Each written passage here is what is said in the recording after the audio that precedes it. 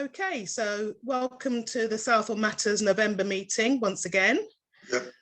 I'm going to hand over to Joe B, who is the chair. Yes, good evening to everybody. Thank you for your time. Yeah, I mean, I was discussing earlier with Angela. Mr. H, would you like to please tell us the misery that you're living in, the Of course. sunny side of Berkeley Group's new flats in Southall? Yes, I do live there. Thank you. And apparently I moved here 2 years ago, right? And when I moved, when this new building was built, and basically the downstairs flats, which they showed me before, was like 2-bedroom houses made like into 3 bedrooms. Which obviously the whole world can see that, not only me. I don't have a problem with that. But I'm just trying to explain my situation, what has actually happened. We moved here, I start feeling sick and everything totally. My lungs were hurting so badly.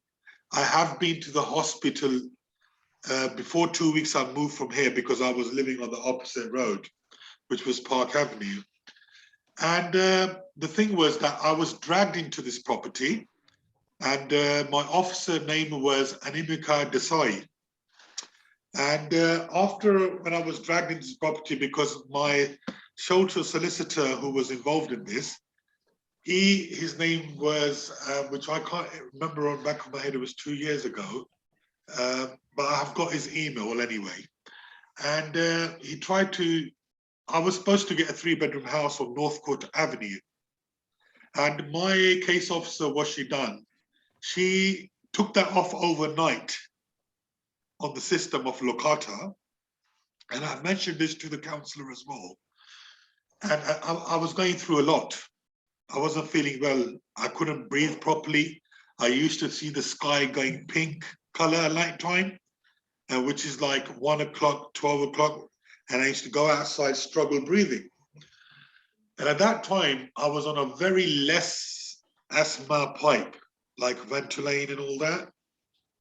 So after she done that, we asked her, why did you do that? She said to me that don't go to the court, just take this property, we're doing nothing. I said, look, I had that property. She said, no. Then what they were doing, they were revoking my 3 chances on the Locata. They took it off. And I said, look, and I got back to this woman called Shamaeen, who was in the Catalyst Housing. I said, listen, I viewed this property, I don't want this property, yeah? And this property is shown out of the blue. They said, no, you got one. Then I got back to the office and I said to her, listen, I'm not going to get this property because it's not suitable for me, yeah? Now I've been dragged into this 3-bedroom property. I thought it's a big flat, right? There's no point me getting into procedures because my children will suffer. I need a permanent housing, right? So I came into this flat. I got this flat. While I'm signing a tenancy, she said to me, I want to have my family living here. This is her words. She said that to us. Me and my wife looked at each other and we said, why? And she just stayed quiet, right? So I went back to my officer, Animika Desai. I told her, I said, listen, this is what you've done. I don't want this property. You're making my Locata going down for another 10 years. Then I will go back in the list. And I want a permanent property. I've been waiting for 10 years now. And after that, when that happened, she got it signed and everything, moved here. I wasn't feeling well. My lungs started hurting, everything. I started going to my doctor. I told my doctor that it's because of that place. But because I had medical problems before, that's what's actually happened. It's gone into that situation. Then I did get back to the council. I told them, look, my son, the kids are not feeling well and all that. We can't be in this property. They said, close your doors and windows. We're sorry to hear that. So we carried on with the closed doors and windows. Now the actual main issue is, suddenly in October, when the pandemic came in, my son's vulnerable and my daughter, which everybody just basically neglected that. I went to Williams High School. I had a word with them to say, here's my paperwork for my children. I need some support. He refused to touch the papers, which is the honest truth. He refused to, when I was trying to make a call to Dr. Mangat, on Beaconsfield Road. He refused to speak to the doctor as well. So time went past, a couple of 2 months went past, the doctor wrote a letter saying that this place is not suitable for you. They need to be moved out. I still have that letter. Went back to the council, they didn't do nothing about it. We still carried on. My son was vulnerability started getting affected. We can tell. And since my family has been there, I've been sick, my family has been sick. Now it's been 1.5 to 2 years we've been in this property. So I phoned the social workers in October and I said, look, I need some support because my son's education could be affected, right? Can you please help me? No one got back to us. Suddenly in February, March, when the school thought the attendance are going down, Villiers High School and the other school of my daughter, they wrote a letter to social services saying my son is not coming to school, right? They came to my house, I'd done recording. I asked them, why are you here? First, they're trying to drag me into like I'm a very bad parent. I don't look after my parents, my children's, yeah? And I got very hurt. I got very hurt because at that time, what I was going through, no one realized and no one was there to help me, yeah? So they came, they made us come in an interview. She took all the paperwork. I told her, look, here's the proof of my son. I gave them all the evidence of my medical history of my children's. The only problem is in NHS, they don't do things like, my son is in a contaminated land, please help us. They don't want to know. I'll be honest, they didn't want to know. They were doing blood tests were coming fine. Yeah, a bit of a vitamins problem. Then suddenly this months go past, went back to the doctor, been to the doctor, while the social services come in now, and I start feeling very, very bullied. And I got very offended when I got a report back saying that your wife don't wear hijabs. Well, what's that got to do with it? That's what I was said to them. I said, you can't do that. So the manager of that case who was handling with it, she started changing the officers. I had 8 different type of officers in the past 4 months coming to my house, bullying my kids. And I've been telling the council, I've done a complaint about this. Jasmine councillor knows about this. I've given her the email as well. After, I will come on to that. My son was feeling very bad and he was having asthmatic problems and all that. When they were going out of the area, like for Lady Margaret Road or Southall Broadway, a bit away from this land only, they was keep on saying that we feel better. When they, as soon as come in the property, son saying, Dad, I'm feeling dizzy again. Wife saying, I'm feeling that dizziness again. So I stayed quiet. I said, don't worry about it. The doctor's looking at it. We're in an investigation and all that. Time goes past. They start giving 3 months dates for us, the social services on the side, bullying me, saying, why your kids are not in school? Now the parents are going to the hospital, going to the doctor, phoning social services before they're coming to me. They came when the school came, which is not a problem. They're till now today, they haven't resolved nothing for us. They haven't given us no support. Even today, I feel threatened and bullied and racially abused for the past 9 months. And I'm really, really feeling very heavy in my head regarding what pressure are they giving my family, the cause of the anxieties and all that, and the depression, what we're going through. On top, we're getting bullied. My kids are not well. They're not going to school. The school is up saying to us that you're doing this, do the health check, go to the doctor, do the eye test, do this. And now it's a pandemic. My kids are vulnerable, but they still made us do that. I had to fulfill the criteria, and which I did. Then the second meeting comes, and I said, can you please go one by one with the points that if we bad parents, please tell us that we've done something wrong. They refused and they said, we don't want to go through one by one point with the parents. So I said, you are not listening to the parents. They're saying that we don't want to listen to you. So I'm thinking, hold on, this is a setup.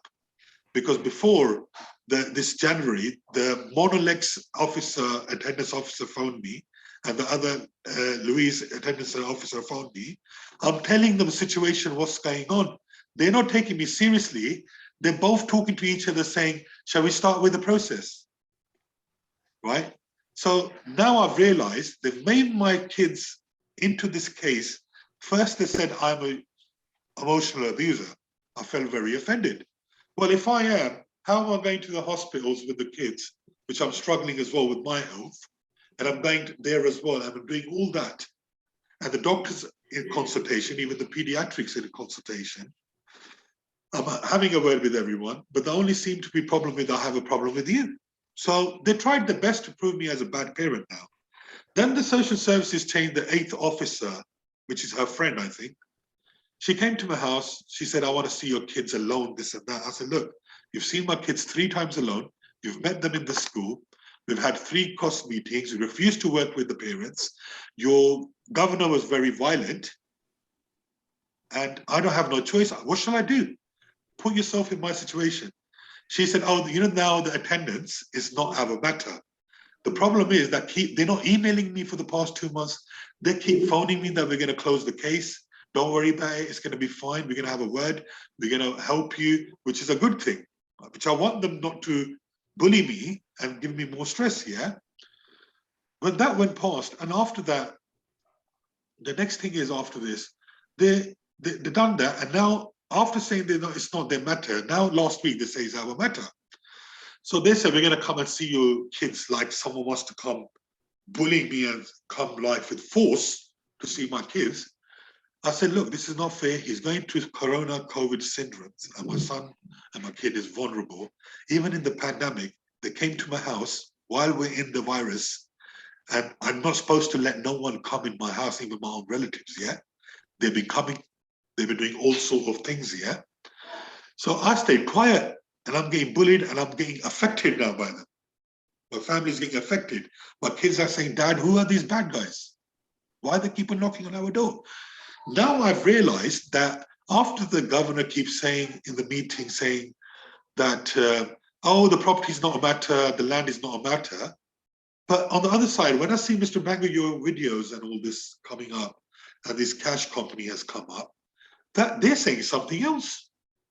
And when they say something else, and when I look at my children and my family's health conditions, they're relating to what you are saying. They're relating to what you are saying. So I've spoken to other people there who recently, you know, they've only moved in 6 months. Yeah. And they've also said to me that, you know, they've got health issues and they didn't realize what this is all about. So I do say to them, you know, go on YouTube, check out Clean Air for Southwind Hayes, and you can read about us. Yep.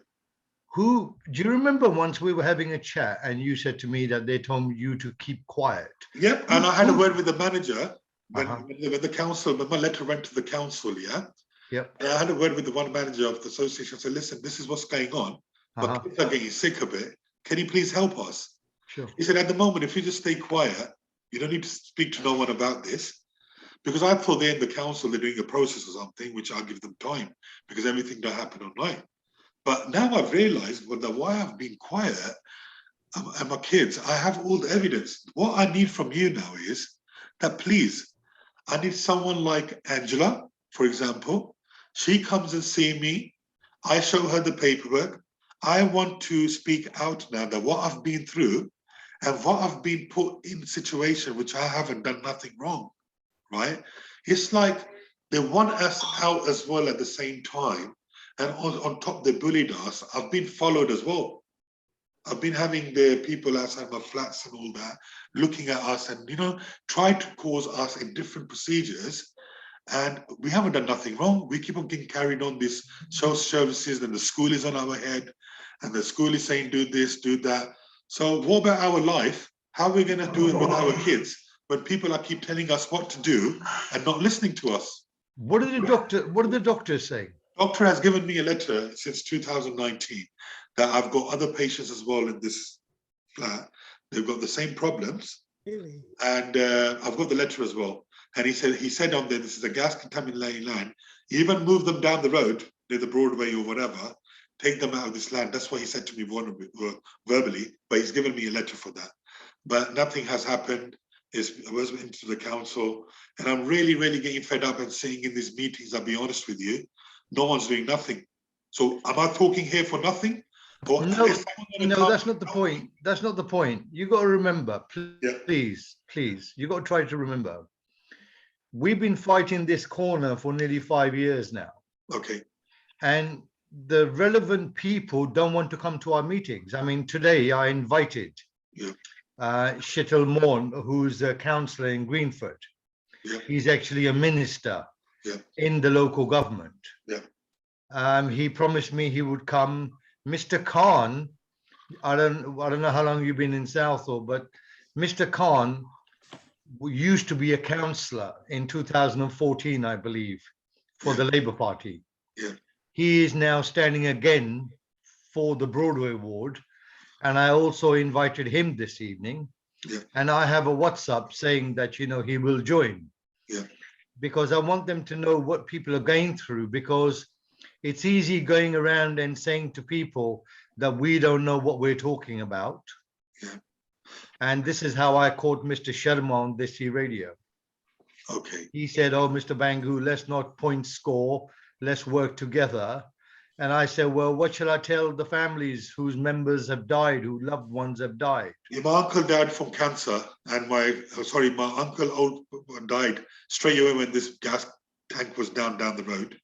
He died when I was talking about the purple sky. He passed away after 2 weeks. And then his son got cancer. He's still getting treated from cancer, So the thing is that we don't know why they're hiding this, or what's behind it, we don't know, But the only thing we're saying now, after a year and a half, I think I have the total rights to come once on the meeting to say the truth, what I'm going through, and this bullying, racial abuse, and all this what I've been through. I think I've stayed quiet for a very long time now and suffered. So I think I need to get some justice done. So this is the one time I came to the meeting to reveal the truth. Angela is only welcomed for me. I'm saying that live in front of everyone, that I want Angela to come and see me. No problem. I can show what my family is going through, right? Thank you. But I want someone to do something for me. I just don't want to talk. We will. Can I just say, H, let Angela answer. Thank you very much for coming on the call tonight. And it takes somebody who's brave to put themselves in the spotlight. I am. I'm feeling what you are going right through. I'm feeling threatened for speaking like that. I know, because I know how these people work quietly from the back. They have all your details. They want to give it to different sections to their friends. They tell them, listen, get on this person's case, do something, find something. And I've been through that. I've had enough. I'm a straightforward person. I've got a family here who's suffering. I need to get them back to school. I need to get the education level back to normal. And everything what I've tried is in front of the social services eyes, that they've been going back to school and going sick again, right? I've done everything what I can do. But now I will leave everything here. You're more than welcome, Angela, to come and see me. And I want my voice to be heard and rectified and sort the situation out for me as a family. And you must have other families as well. Yeah, but absolutely. I think now is the time to speak up. If I don't, my son could be even worse by next year. And I don't want him to be a very high asthmatic person because of his asthma going on. Yeah. Can I just say, H, I live south of the site, but 3 weeks ago, I was actually on the site in the Lindia Park where they've got the children's playground. And it was on the Saturday afternoon when it was very windy. And the stench on the site was absolutely horrific. It smells. We all smell something. I felt vindicated, H, because I was with a documentary filmmaker who's making a documentary about the atrocity. It's the first time she's visited Southall, first time she's visited the gasworks site. And I didn't influence her in any way, but she experienced the impact of the odor for herself. She said, it's 100%. Affecting my eyes and I can feel it in the back of my throat. So we walked along Beaksville Road and the wind was gusting into our face and it was just a constant smell of tar, petrol, diesel. You get petrol smell at night time. You do. Yeah, it's that mix of, petrochemical smells. And where Barclay Group have a hoarding, I think there was a house there that was demolished. It was very, very potent there. Yeah. We walked along the canal adjacent to the site, and it was still very strong, very noxious.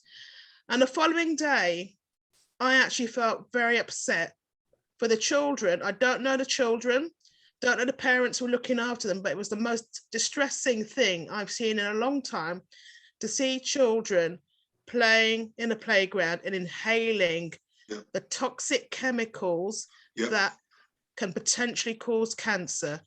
And I'm not saying that to be scaremongering. It's a fact that it's known that the PAHs can cause cancer. Yeah. And Ealing Council, you talked about racism. A lot of racism. I got a lot of racism in return. Yeah, they've dismissed us. They've denied our experience. They've ignored us. And if you see Councillor Peter Mason's latest video about the independent air quality monitoring, again, he's downplaying the situation. He says it smells. Well, it's more than smells. It's a toxic chemical odor.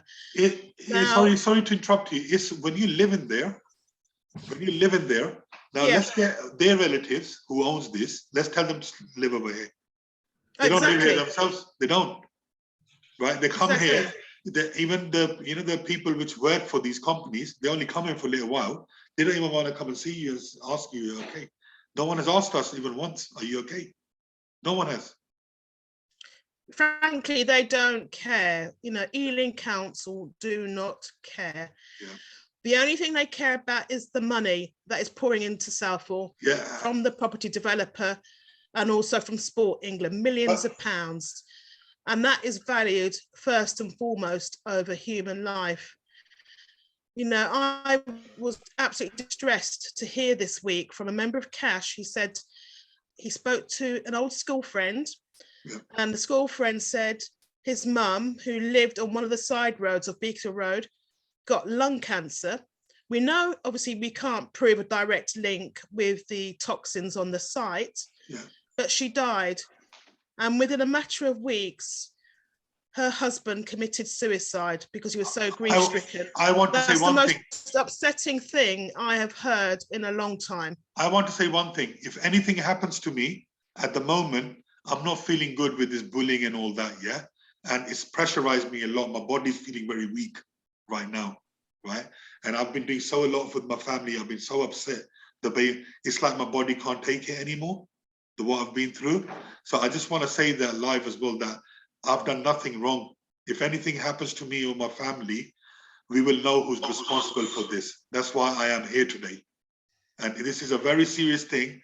If my son is trying to get better from the COVID syndrome problems, why are they coming back deeply and with a double impact? Do you know what I mean? Then he's struggling to get back to normal, and then it's coming back, and then he's trying to go back to school on Monday, and now he's got chest infection again, and he's got the COVID symptoms like the dizziness and all that back again. So these toxins are mixing together with the corona. They are affecting him because he's asthmatic from day one. So it's getting I believe you. I mean, countless people have said, my respiratory system's affected, and they're either newly diagnosed with asthma, or if they had asthma before the work started, their asthma has got worse. Yeah, I was going to say, he's gone on will steroids. you meet with us, H? Because we are holding a big protest outside of Barclay Group's marketing suite on Sunday. Angela, coming the 28th. I would, anything further from now, I want you to say the truth, and I've said the truth, Anything further now, you please have to contact me. Mr. Bangu knows me. And if you want to help, if you want to help me and get my truth and what is actually happened, get that across wherever relevant team is supposed to be involved in this, I'll be very grateful to you. That's all I can say. I think, your story needs to be told to wider audience.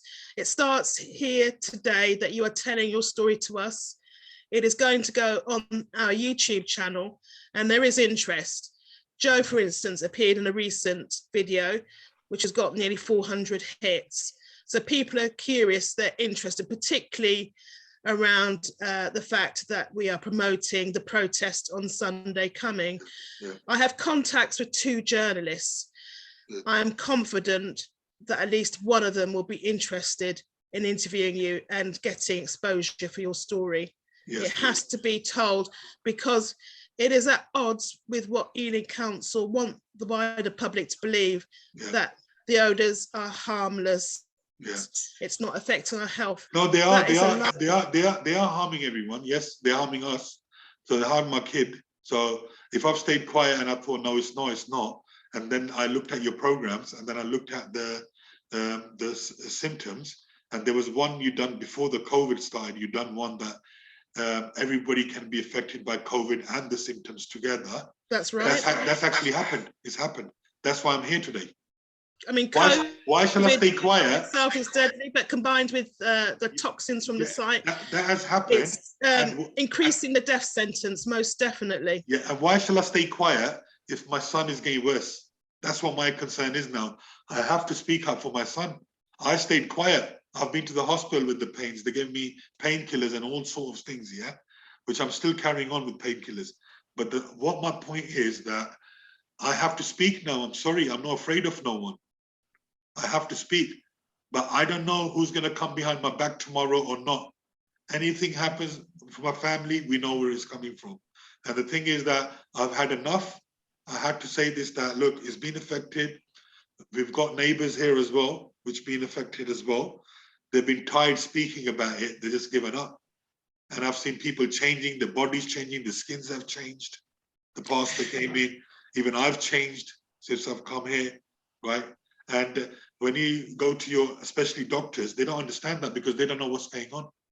And when this case was done, my solicitor looked on the Google as well, and he said, look, you're working near a very high pollution area.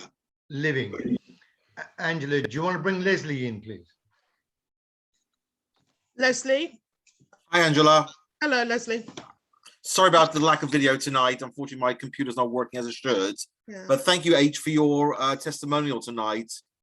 It was truly shocking, but you're not alone, H. You know, there are many, many residents across Southall who are actually suffering what you're suffering, and you're being very brave, which is so, so important. And it's because of people like yourself that Cash, and indeed here at Ealing Independence, which is a group which will be standing for election in May 2022, we are here to help you.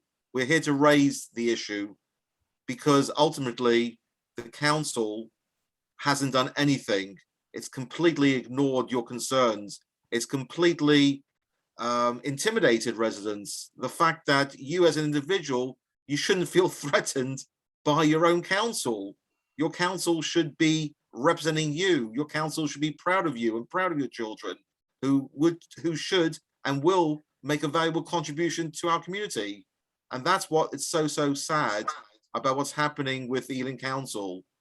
And we're here to make a change. You know, we're not frightened by Ealing Council. You know, residents should have no fear because ultimately it's about people power now.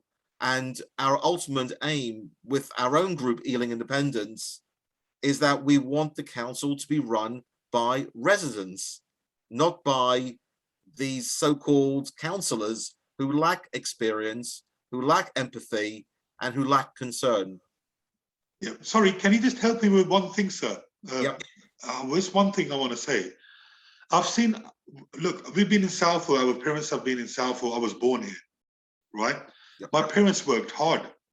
So we've been going to the council for a very long time, like when you pay the council taxes and when we were young a bit and all that.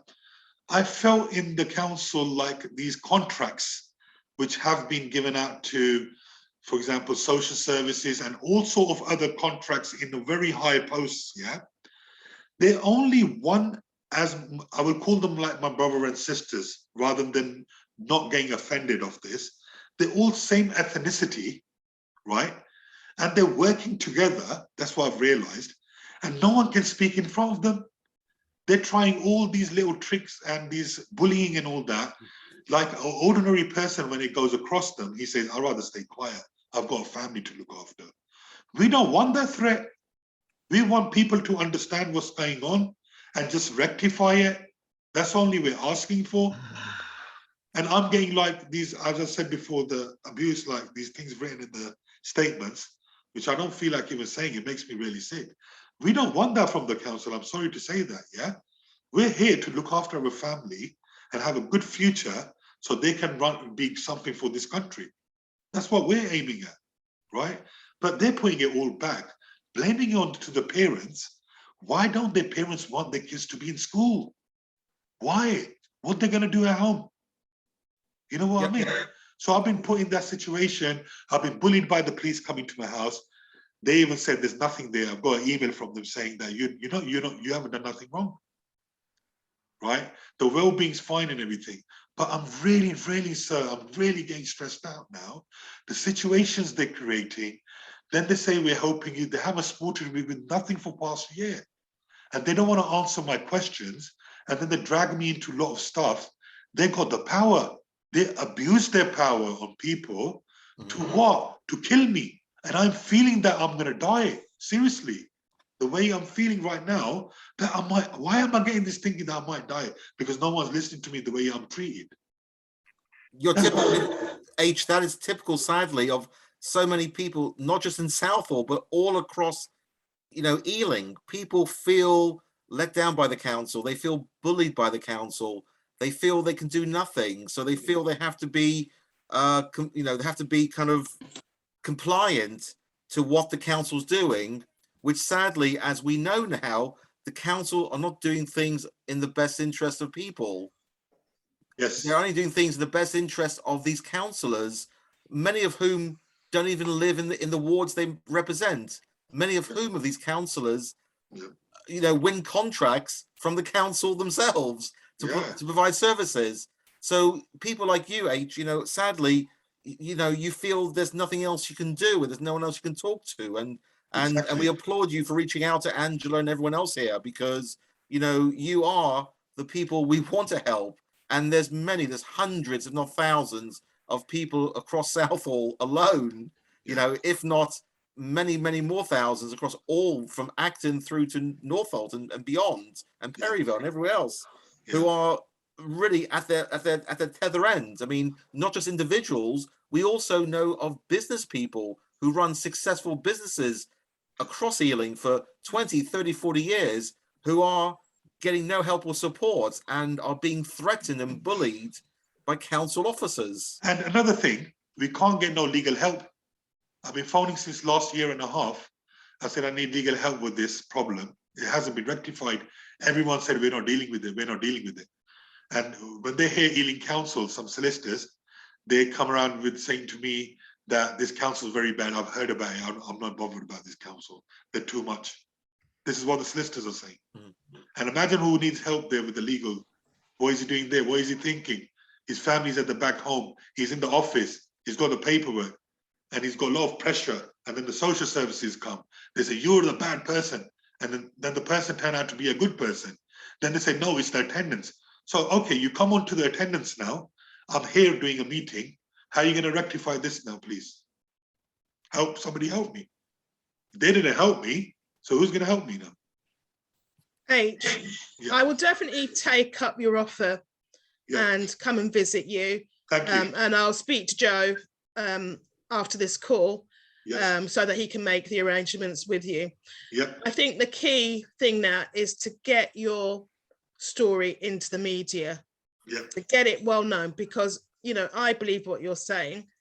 Unless you've made a conscious decision to homeschool your children, a caring parent wants their children to be in school, not kicking around at home.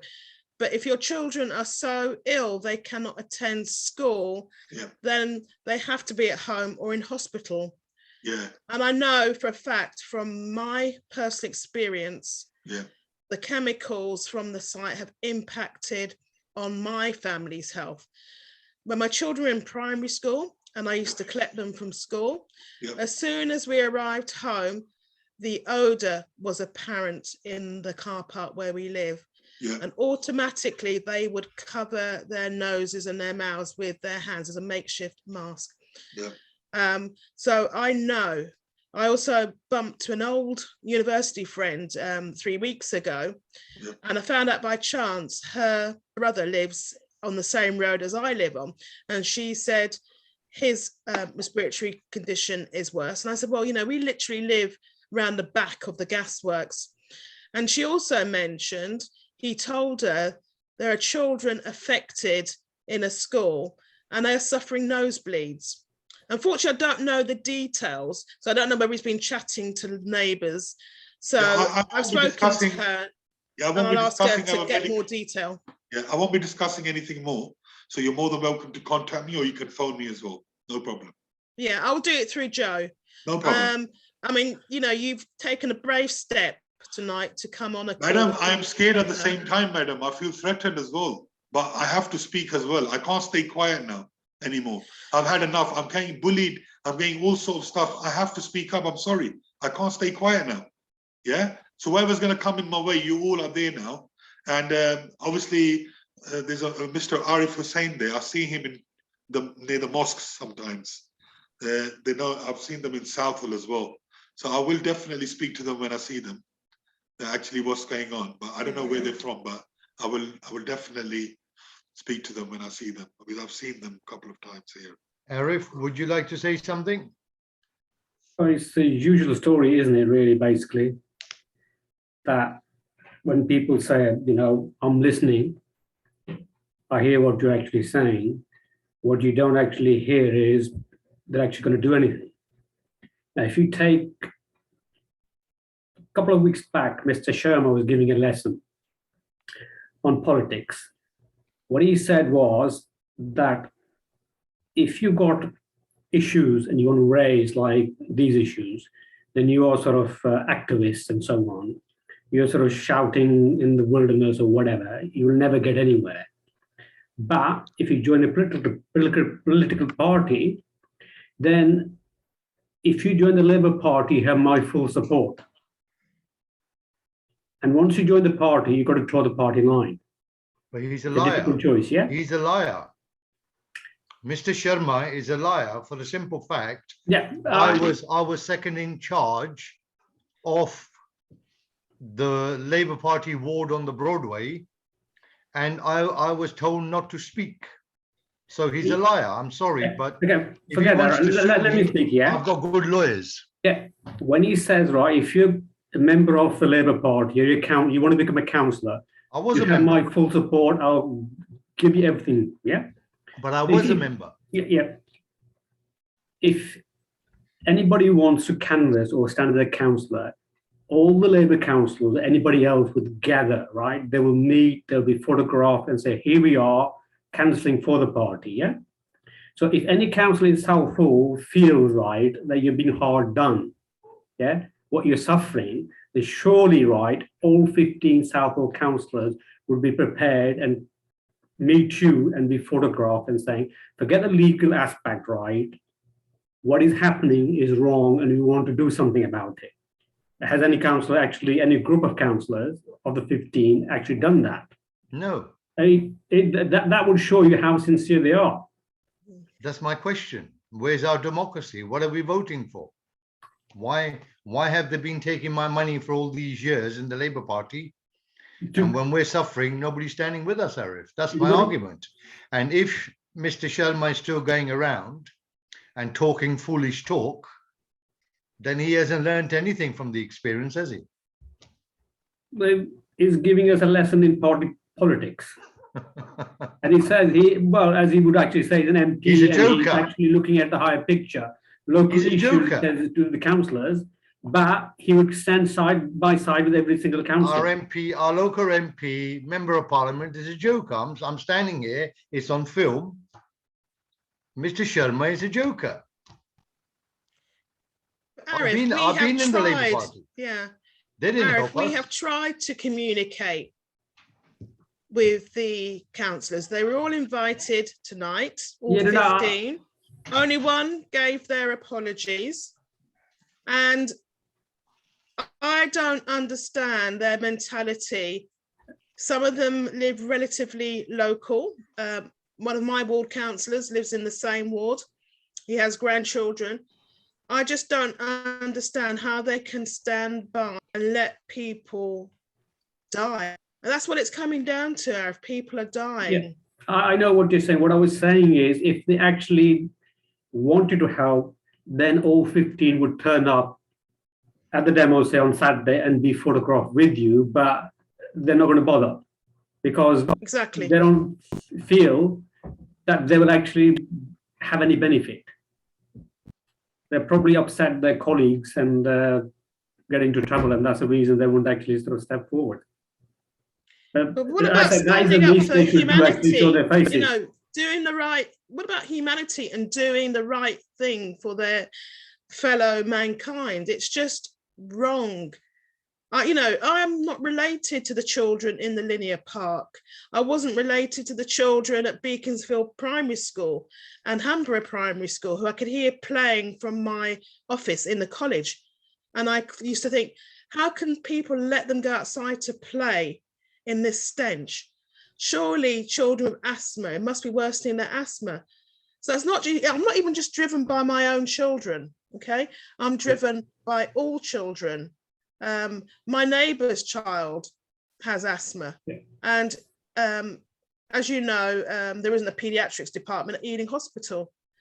So whenever he had a severe asthma attack, the ambulance that turned up would take him to Hillingdon Hospital. You know, this is an atrocity. It's cruel. Same with my son. Same with my son. Then the Hillingdon Hospital didn't do no blood test. They refused to do the blood test. Then I went 3 times to Middlesex Hospital. They done the blood test, but because it was symptoms, they didn't have no medication for symptoms. They told us to go back home, and he's been struggling breathing with his asthma pipes for the time. Yeah, the other thing I would like to mention, asthma is a killer. You know, it's not to be, especially in this place, joked about. But I'm disappointed, H. I think you said Dr. Manga has associated some of his patients' ill health with the air pollution from the site, and it just disappoints me. I don't know why he ran away. He shut his GP down. They shut his GP. Oh, has he? Is it no longer on Beaconsfield Road then? No, they shut it down now. Right.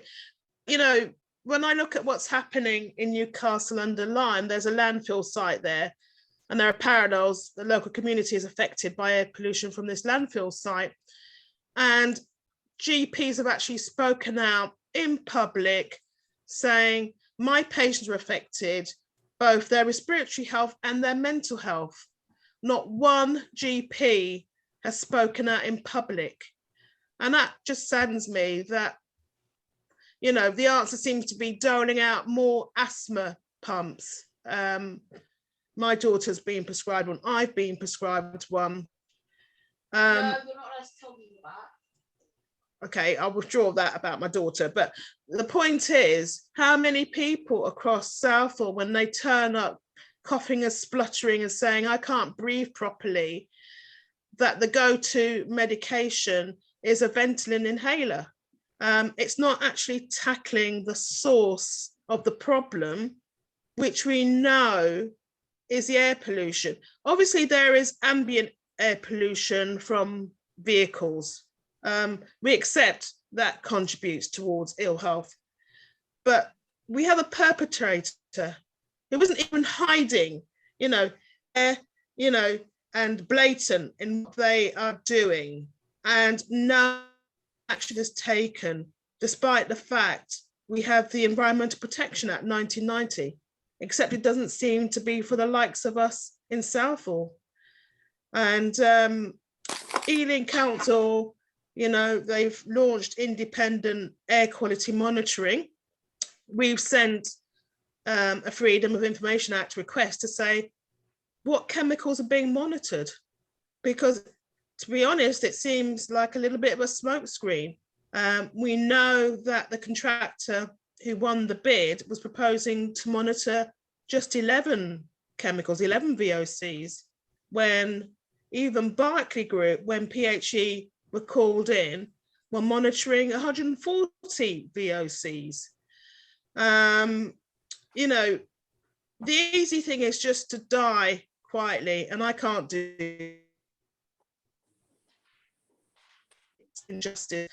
So I would say to everyone present here, please turn up to our protest on the 28th. It's only for a couple of hours, between 11:30 and 1:30. We have to make a stand.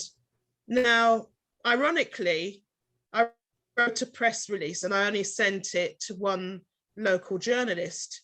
And out of the blue, Sky TV News got in touch. So I would assume that they were trawling the internet and came across either posts on Facebook or on Twitter. And they were interested. I can't guarantee that they will turn up, but they want to know more about the protest and the schedule of the event. We have at least 4 speakers. Joe, who is here tonight, and from what we've seen, because we filmed a short video in front of the gasworks site along the canal, and he spoke very strongly, and his video has performed very well for a small campaign group on YouTube, nearly 400 views. Sufiyan, who unfortunately is not here tonight, he is also going to be a speaker. And again, what he says as a young person is very powerful. And an organisation actually got in touch because they want to do an event in January on air pollution. And they particularly wanted Sufiyan to be involved, not me, not anybody else, but Sufiyan. So his words really connect with the public as well as Joe's. We also have a campaigner called Truce, and she isn't a Southall based person. She actually lives in Canning Town in East London. Barclay Group are doing exactly the same thing there. They are redeveloping an old gasworks site, and it's now rebranded 12 Trees Park. They are affected by very bad air pollution. And True said to me last summer, I couldn't open my windows because the dust was so bad. So she is a very strong ally. She is also a housing campaigner, and she's won a rent strike. We also have David Marsden, and he is standing as an independent candidate in Southall. And I know David, he is one of my neighbours. He is absolutely genuine. He has direct experience of the air pollution. It's affected him and his family, and I'm sure he won't mind me saying that. But he knows up close and personal the issues that are affecting Southall, and he has tried to engage with Peter Mason. Peter Mason just shuts him down. And back in 2018, when there was a ward forum taking place, Peter Mason's attitude was, I can't do anything about this. And the impression we were left with is that profit trumps health at the end of the day. It's far more important to greenlight all these high rises going up, not just on the gasworks, but also in Southall Green and along Southall Broadway, really affecting the quality of people's lives. Now, H, I don't know, I'm going to just steer off health for 1 minute, although I can link it to health. But South Road, the eastbound lane heading towards Southall Broadway has been dug up, I would like to say, for more than a year. Perhaps somebody can give me an accurate date when they dug up the road. But it has caused serious congestion in the area, particularly if you want to travel to Southall Broadway from Southall Green. During the summer, I jumped on a bus with my children. We got to almost the junction of King Street. We were on Western Road, and the traffic was backed up. And I was just curious. We could have got off the bus and walked to the Broadway, but I thought, no, I want to see how long it takes. It took a staggering 53 minutes from the hand car wash on Western Road to Southall Broadway. I couldn't believe it. And that's because of the roadworks, in actual fact, the non-existent roadworks, because nothing is happening until January 2022. But it's because Barclay Group effectively controls Southall. The council appear to have no teeth when it comes to Barclay Group. They're allowed to do as they like. They took the boards off. They took the boards off of the roadworks.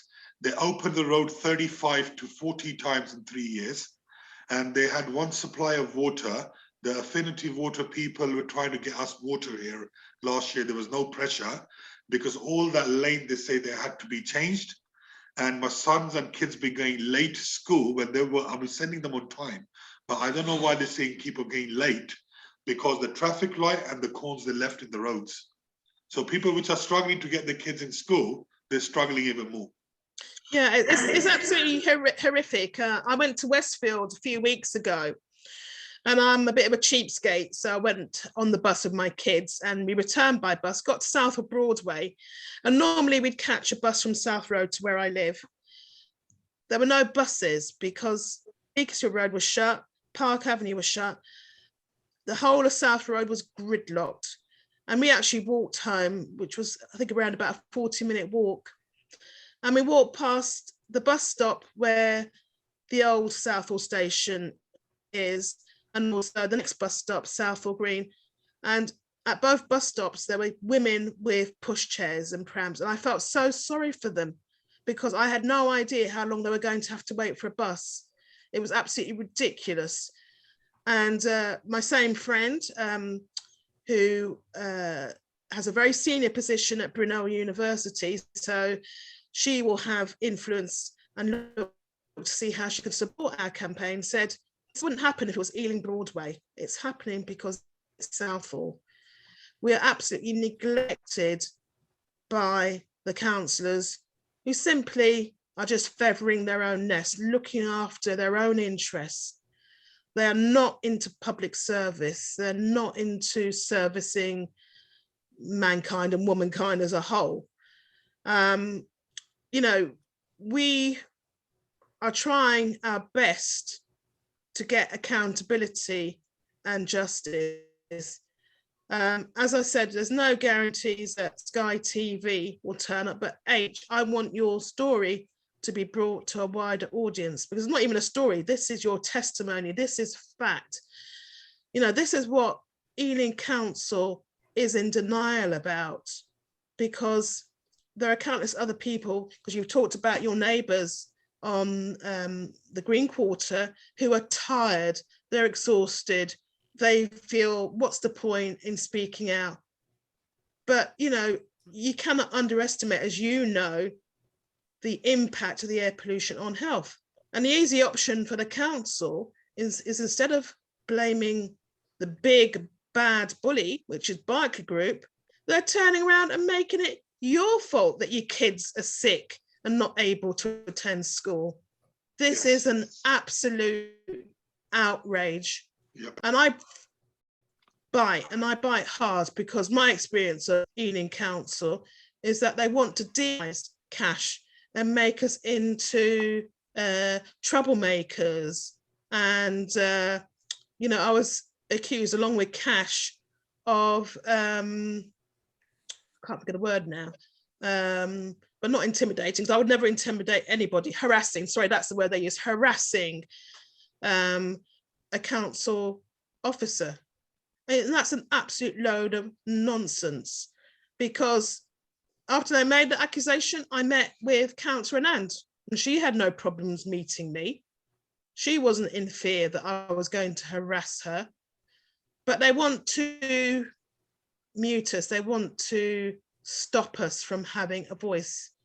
And my answer is no. I bite, and I bite hard. So you know, somebody told me once, when you point a finger, there's 3 fingers pointing back at you.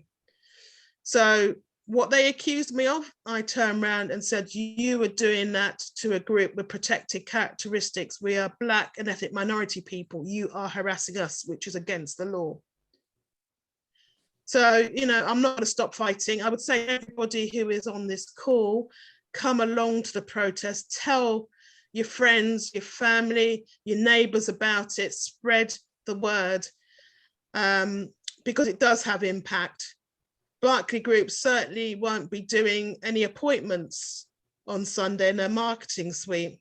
And the reason why I think that's likely to happen, we did a protest back in September in West Ham, very similar setup, a very fancy marketing suite just around the corner from West Ham station. So we protested, first of all, outside of the station. And then we went round to the marketing suite and it was shut down. You know, you couldn't even walk in on spec to inquire about their properties. And we recorded what happened, all the speeches, all the chants. People were interested. You know, people talked about who were passing by. Actually, I'm concerned about the air pollution. I know, you know, it's very harmful. You know, these brownfield sites, if they're not remediated properly. So, you know, these authorities like to think that we're stupid, we're not educated, but no, we've got Google at our hands. We educate ourselves, and knowledge is power. So we will carry on moving forward. Angela, do you want to please ask Rashpal if you would like to have a few words? Can she hear us, Rashpal? Hi, good evening to everyone. Hello, good evening, Rashpal. Hi, good evening. I got few things to discuss, if that is okay.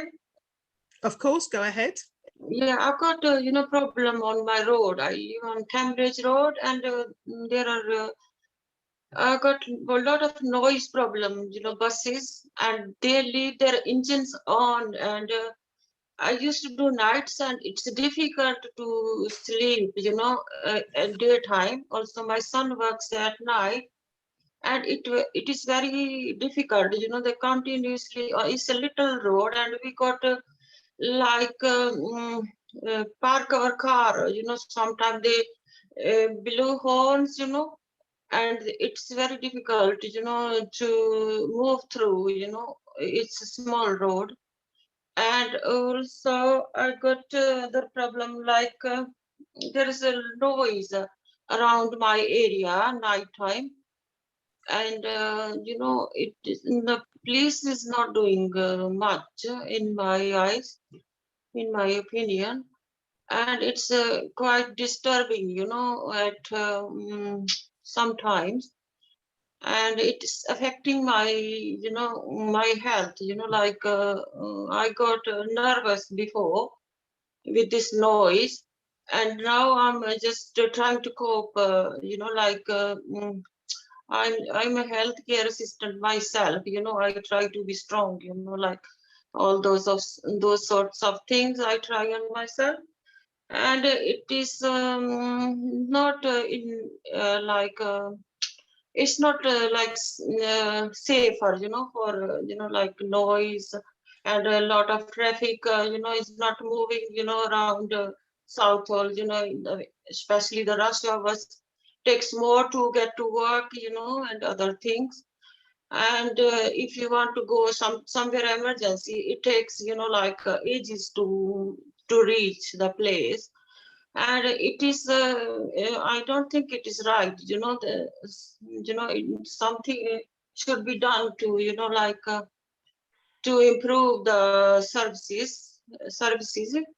And there are lots of like the parking problems. They park, some people park on the footpath. It's supposed to be for walk, you know, and they're driving the scooter, you know, with the motors and the bikes. They just like sometimes, they few times they run into me, you know, and I had word with them, and it is not the safest thing to do, you know. Somebody can get hurt by their actions. Definitely. And you know, it is affecting, you know, I don't know if anybody else is feeling same like that, me, other people. And the noise and this is affecting me, you know, actually. Rashpal, thank you for that. Rashpal, how many neighbors do you have on your street or your road? On your road, Cambridge Road? I got 24 houses, I think. Okay, well, my advice is this to you, Rashpal. First of all, thank you for joining our meeting today. Can you please start talking or speaking to your neighbors? Okay. Get them on your side. Okay. And then we will come there and we will make a short film. Okay. and then we will ask for compensation for all your neighbours Okay. and yourself from TfL and also from London Borough of Ealing. That's the only way to hit them nowadays. Yeah, they're very nuisance. Even I try to speak to them. They're not listening. You know, like they're on the roads. You know. Don't worry, Rashpal. Don't worry. If you remember a short time ago, Yeah. Arif Hassan spoke a little while ago, Yeah. and he said that our local MP, Mr. Sharma, Yeah, he's not. Nate, please hear me out. Mr. Yeah. Sharma is having meetings with people Okay. and telling them that if you are a member of the Labour Party, then he will help us. So Rashpal, I called him a liar, and why I called him a liar is because I've been a member of the Labour Party for many years. Yeah, And this man has not helped us at all. Yeah, I have witnessed so many things. You know, I can't just say it here. You know, everything. No, that's okay. You got my Rashpal. You got my phone number. You can phone me anytime. Don't worry. Yeah, it's not a good, you know, practice to run. They should you be more careful. They have no shame. They have no shame. Yeah, they should. In Punjabi, we say they are bisharam. हाँ जी feel करना चाहिए ना लोगों का भी कि लोग की चाहते हैं कि उन्होंने चाहिए है ना कुछ तो उन्होंने पता होना चाहिए. Yeah, but Rashpal, with respect to you, who are the people who brought us down to this level? It is our religious leaders, our so-called leaders in the Gurdwara who have brought us to our knees.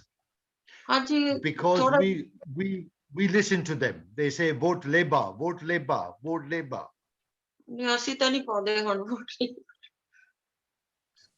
Time we got clever. Actually, can I ask Rashpal, you know, you talked about cars parked on the pavement, and there seems to be, from what's been said previously, widespread, because a member of Cash took photographs of various vehicles on Western Road and Brent Road, causing an obstruction and forcing pedestrians to walk on the road, which is not safe. So I was wondering, is there any way you could maybe just discreetly take photographs without putting yourself in any harm and sharing those photographs with Joe, or you can email them to Cash, and we would be quite happy to share those photographs on our social media, but also to share directly with Councillor Chauhan, who's taken on illegal parking onto her caseload. So we could do that for you if you wanted to share that with us. Okay, if you can give me her number, then I will be able to. Yeah, I'll type. Actually, what I will do, I'll send type them on my email. WhatsApp. Send them on my WhatsApp. All right, Rashpal, please. Okay. Thank you. Early morning, I go to work. Don't worry. Jiddu tusi free hoye sanu bhej diyo. Angela, can I ask one more question, because I didn't catch the name of the road. Do the buses terminate on your road, Rashpal? Do they park up on your road? They just you know, like using it for the like a bus station. It is you know, they should have some proper space somewhere for the buses, but they are just standing there, just running their engines, you know, most of the time, and it is annoying, you know, and it's not it's very, you know, like a very loud noise. Well, it's also harmful to your health, not just the noise, but the exhaust emissions. So I think if obviously after the call, I'll speak to Joe and get the name of your road, and we can contact the bus company to find out why they think it's acceptable for drivers to park up and have their engines running. So that's, you know, not acceptable. I'm sure Sadiq Khan wouldn't be happy to hear about this. Isn't this the road where they've had these bus accidents in the last few weeks? Yeah, that's the one. Yeah, Three Yes. buses got broken down. Yeah. Yeah. Ange, can I just follow up about the parking on pavements and everything? I was walking down by the park the other day, and there was a traffic warden or parking enforcement guy. So I went up to him and I said to him, how come you don't go down the end of Preston Road, Brent Road, and around these roads to do the parking enforcement? And he turned around and said to me, he said, the reason they don't go any further than, I can't remember, is it Florence Road, the one down by the park? He said, the reason they don't go any further is because there's no permit parking down the rest of those roads. There's So no in business. in other words, they got no way of making any money out of doing the enforcement any further down Western Road. And this was the enforcement guy said to me, that's why they don't come down the end of Western Road, Brent Road, and any other roads around here, because there's no parking enforcement. In other words, permit holder bays. But Money. what about the highway code? If somebody parks on the pavement and they haven't got, you know, like where I live, you can park two wheels on the pavement and that's allowed. You know, you look at the sort of signpost. So if they're contravening, you know, an aspect of the highway code, then whose responsibility is it to, you know, ticket them? It's the councils. Then they're just failing in their duty. Yeah. Council and the police, I suppose. But the end, no, the police are, it's nothing to do with the police, because the police have no jurisdiction to give out, police do not give out parking fines. Because They call a truck and tow you away. Yeah, but it will be the council that can do the parking fines. The little red tick, the little yellow tickets that you get on your windscreen. Yeah, it's only the council people that can enforce that. But the thing is, they don't employ somebody to come down Western Road, Brent Road, because they're not going to get any money back in their eyes, you see. There's no money involved. It's not just Western Road, basically. Southall Broadway is a busy area, lots of shops, lots of people. If you walk around there, you'll find cars parked on the pavements. Not one car, lots of cars, and you wonder if there is any enforcement, why would lots of cars be parked there? And talking about the Southall Park, basically, I was there a couple of weeks back, and there's a bicycle lane which has been repainted nowadays. But there's half a dozen cars parked next to each other. If there's enforcement, or if there's bicycle lanes for bicycles, I mean, nobody's afraid, because there is very little enforcement. And it's just so incredibly dangerous, isn't it, Arif? If you know a car's parked on a pavement and somebody elderly cannot manage to get round easily, or somebody in a wheelchair, or a parent with a pushchair. Yeah, it's a safety issue, isn't it? You can't actually report the person either. You can take the registration number, you can pass it to the dealing council, say, look, they're breaking the law, whatever. Say, well, we don't care. It's our officers who have got to be there for any ticket to be issued. And if you want anything done, you've got to ring up the parking people, which I was told they're just behind Southall Broadway, where the car park is. That's where they're actually based. And they might come around and do something, but then again, they're not going to take the initiative. And the other thing I was going to mention is if you walk around Southall Broadway, some days you might just on a short stretch of the Broadway, you might find a dozen beggars there. One is actually even sleeping there, basically maybe his home. You might find 3 or 4 people who are actually disabled with sticks and whatever. They're banging their sticks, looking around and making so much movement every couple of seconds for every passerby that they're more actually healthy than you and me. And yet they're shaking and pretending to be sort of disabled. Or if you go to sort of a shopping center just in Hayes, on the roads that you're actually walking by, when you're driving, the people, old ladies just knocking on car doors and say, give us some money. I mean, that's been going on for how long? We had some enforcement action for a couple of weeks. That was a long time ago, but everything is back to what it was. And if we had our councillors actually walking on the Broadway, they would know what's going on. We wouldn't have to actually tell them. So if we actually do make any complaints or reports, all they're going to do is pass it on. So what is the point of having a council if all they do is pass the information on? We can do No, that Aaron, ourselves. they don't walk in Southall, they walk in Ely. We collect the data, we collect the information. It takes time to write it up and say what you're actually going to do. They will take 10 seconds and take the credit, oh, well, we passed it on. And they will actually give you the response which Ely Council gives you, which is the standard response.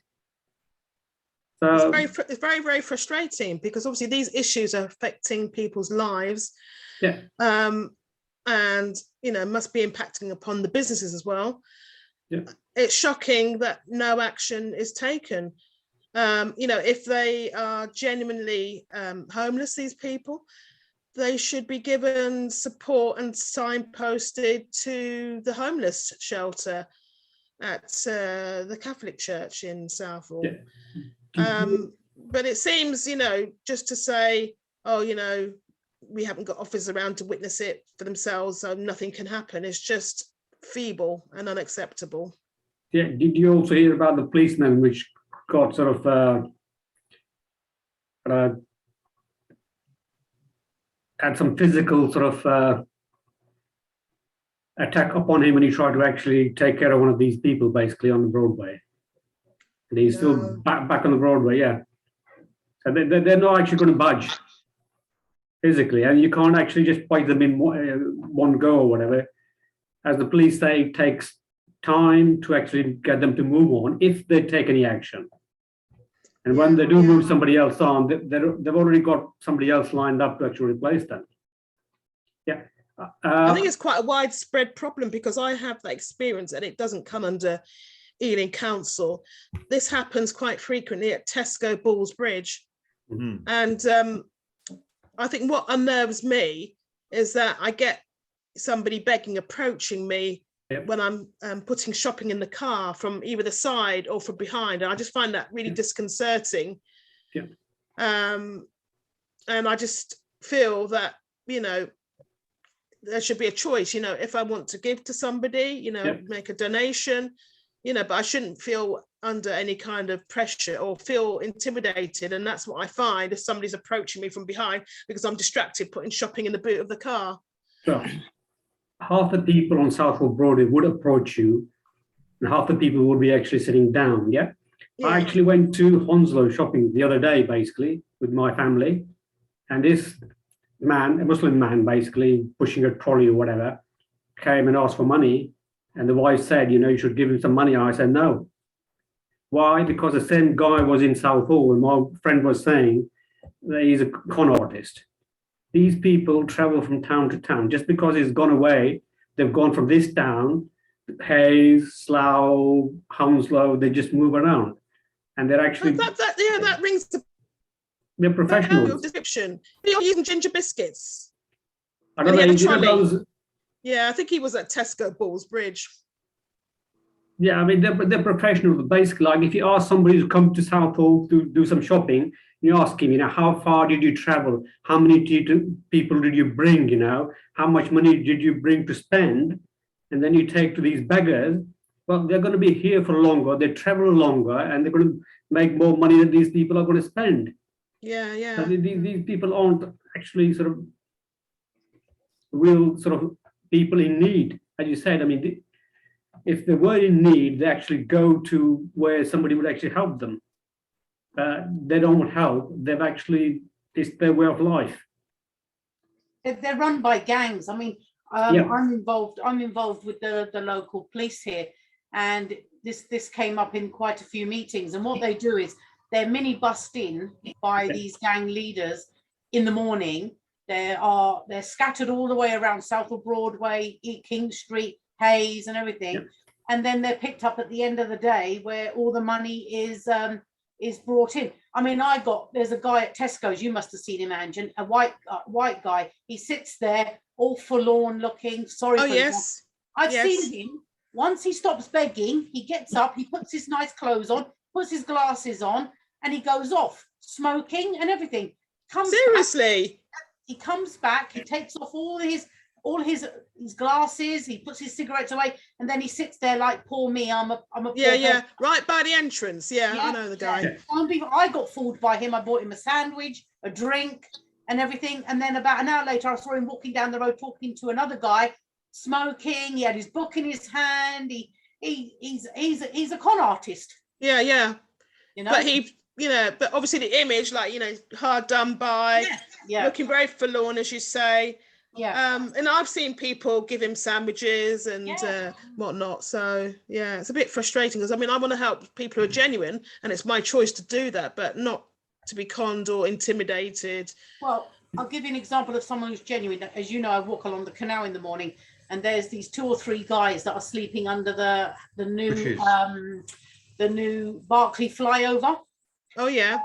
And the other day I walked past them and all their bedding had gone, and I said to him, where's your friend today? And he said, oh, he's gone to work. So they're sleeping rough under the bridge, but they still go to work. I said, what happened to all your bedding and everything? He said, somebody threw it in the canal.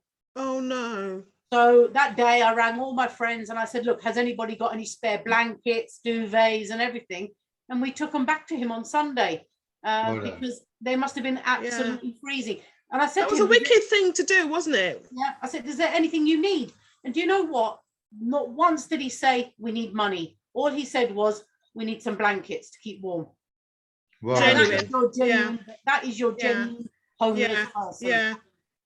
And especially, if they're trying to get back on their feet and going to work and, they're just struggling to find somewhere to live at the moment. Yeah. Angela, do you want to ask Yasmin if she would like to say a few words? We haven't seen her for a while. Hi, Yasmin. How are you? Did you want to say anything in this meeting? She's on mute. Hi there. So sorry. No problem. No problem at all. I was just talking to myself. I'm so sorry. That's okay. No, I was just wondering. I'm so sorry that I'm late. I just had a few things that I need to wrap up. So I was driving, so I couldn't do that. I was afraid the police would stop me. So I just came home. Yeah, I was wondering what happened to the councillors tonight. Have I missed them, or did they not show Unfortunately, only one gave their apologies. All 15 were invited. The one who gave their apology is Councillor Chauhan, and unfortunately she isn't very well at the moment. I understand. But she did attend the last meeting, and she's taken on board quite a few issues to investigate with council officers, illegal parking being one of them. And she's the only one who has shown willing an interest in engaging with us, and also taking away issues to come back and report back to us. So she did say she would be able to attend the next meeting and report back on her findings. Yeah, so I know she's unfortunately, she's the only person, only councillor who always sounds very committed to come and at least listen and then take some action. But it's unfortunate that she's the only person that is kind of active. It's very, they are always invited, Yasmin. I understand. But they just don't RSVP. But just to let you know, at the start of the meeting, we had H, and I hope H is still here, who lives on the Gasworks development, or now known as the Green Quarter. And he was talking about how his children are very badly affected by the chemicals on the site, to the point where it's disrupting their education. But he is having issues with social services coming around and Ealing Council, and trying to blame him for his children being absent from school. And my response to that is, this is what the council will do. They will see you as being weak and an easy target to blame, rather than actually take action against the big bully, the people who are culpable, which are the people who form Barclay Group, who are, it's basically Barclay Group. They were at my house with the manager. They were at my flat with the manager, and we said that. We said that to them. We know what's going on. We know what's going on now, and they know about it. It's not that they don't know about it. They do know about it. But why making me suffer? It is definitely known about H, because back in 2019, Cash did a protest along the canal, and we got talking to some of the workers, and they said, we go home with headaches and we can't wait for our contract to finish. You know, they're on sort of relatively short-term contracts, and they felt, you know, and experienced symptoms that made them glad that it wasn't a long-term job. You're right there. I witnessed that. Under the carpet, yeah. Because there was one young guy who used to work there. He started feeling sick. He left the job, and he said, they're giving me so less money to work, and I have to walk off with the unhealthy life. I left the job. That's what he said. Yeah, yeah. I mean, people know. I mean, once, I think H, you said, you know, when you're away from the area, you feel better. And I certainly had that experience back in the summer. I was away from home for a week, and my breathing was a lot clearer. I felt a lot healthier. And then as soon as I returned home, the same old symptoms came back with a vengeance. It's not a coincidence. Yes, you're right there. Yeah, It's but so true. definitely, I would say, please come and support us. Come and swell our ranks on Sunday, because Berkeley Group won't like the negative publicity. And Ealing Council and Peter Mason in particular, is putting out propaganda which is basically false. And we have to counteract that. We have to open up the eyes of residents in Southall. I'm hoping we'll be able to do that on Sunday, because what I noticed a few Saturdays ago, and I think the same would apply on a Sunday, there were many people walking from the direction of Southall Green to Broadway because, excuse me, the buses take far too long. And I think, you know, when they realise that this state of affairs is caused by Berkeley Group and a weak council that just goes along with whatever Berkeley Group wants, they will be angry. It causes mass disruption. I spoke to somebody, and this is why I know it's been going on for a long time, and it was last year, and her foster child goes to school in Hayes, and the child had to walk every morning from Old Southall to Southall Broadway to catch a bus. They couldn't catch a bus from Southall Green because of the traffic. You know, that's the impact, you know, that all the congestion has had.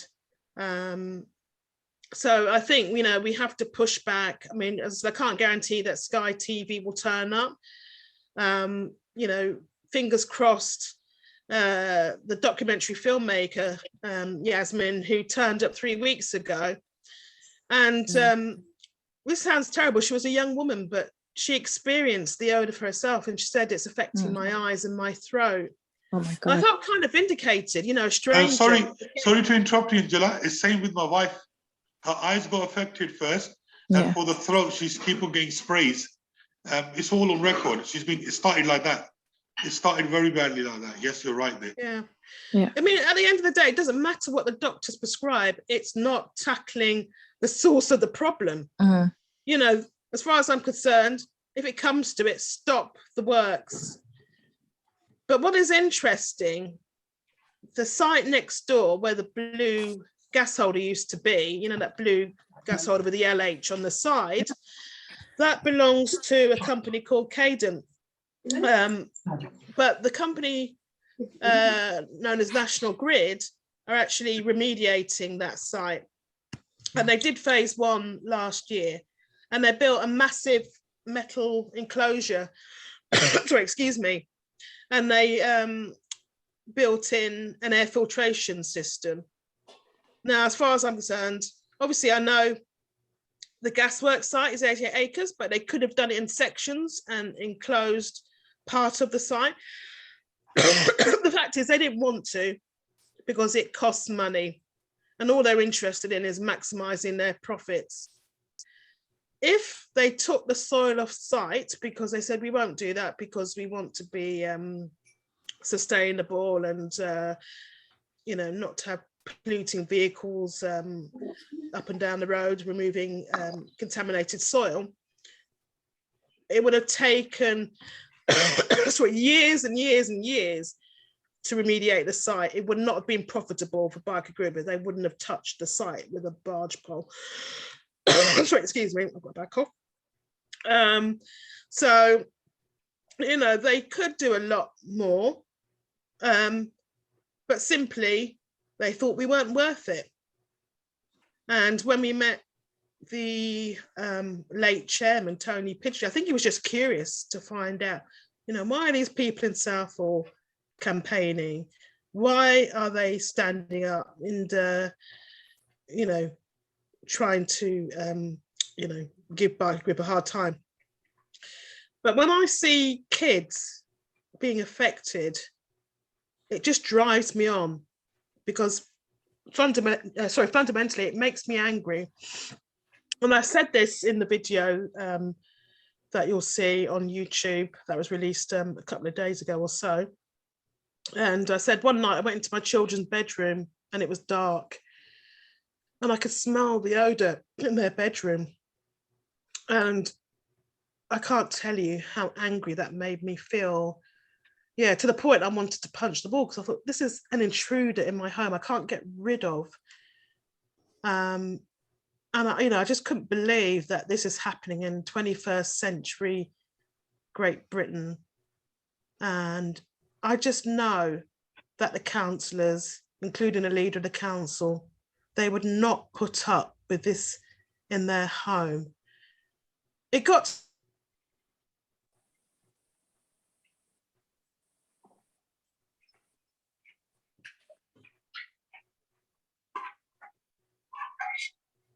Did Angela get stuck, or was it me? Oh, I can't hear you, Joe.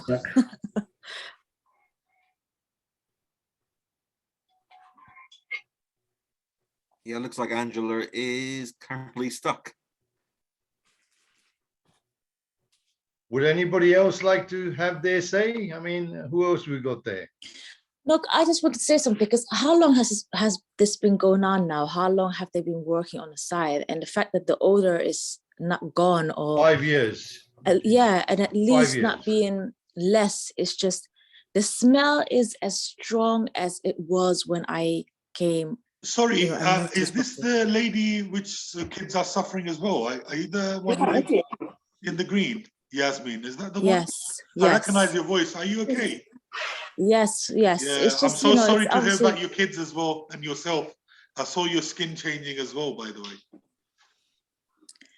it's just very hard, if I'll be very honest, to you know, smell this. As I said, it's just, you know, I've been living here for 2 years now, and you can actually, the smell is still there. It doesn't get less.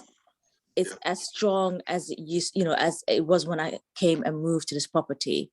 So the fact that it's been going on for so long, it says that there's something wrong. So I just don't understand how they could excuse this, if I'll be very honest, but there you go.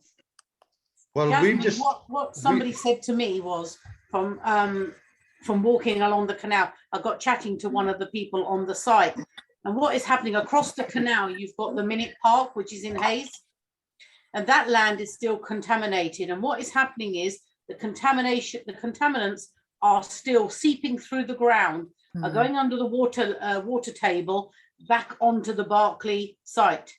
So that is why, even though they have remediated the whole site, smells are still coming from the soil. And I was saying to Angela and everybody from before you came on, I went along the canal yesterday morning, and I was shocked how strong it was yesterday again.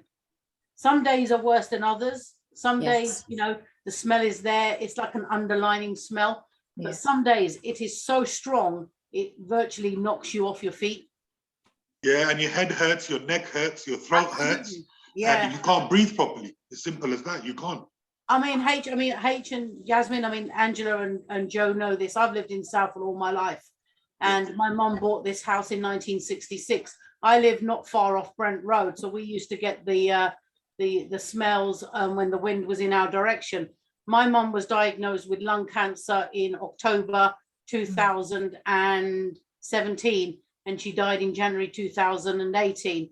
And I am adamant that it was caused by these smells, because I remember going into her bedroom at night, and the smell, like Angela says with her kids, the smell was always in the bedroom at night.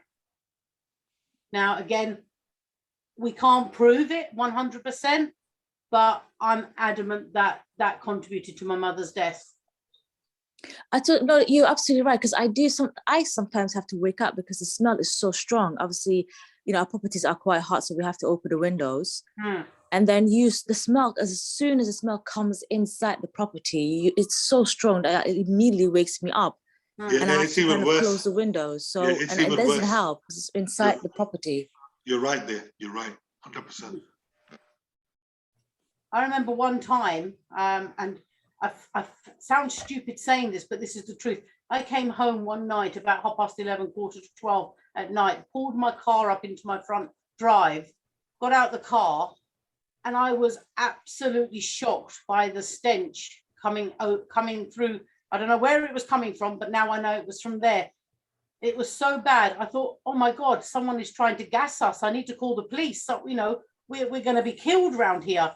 And this is before I realized it was coming from the gasworks. And this was about 2017. It's disgusting, honestly. I think about what 2 months ago, I think they were drilling, and I honestly, because I wasn't expecting, I thought it was an earthquake. It was just not normal. You could actually feel it, and it was not even that close to us as well. It was just like, you know, where they're building now, the new parts of the buildings that they're doing, and it was just so horrendous that I thought it was an earthquake. Honestly.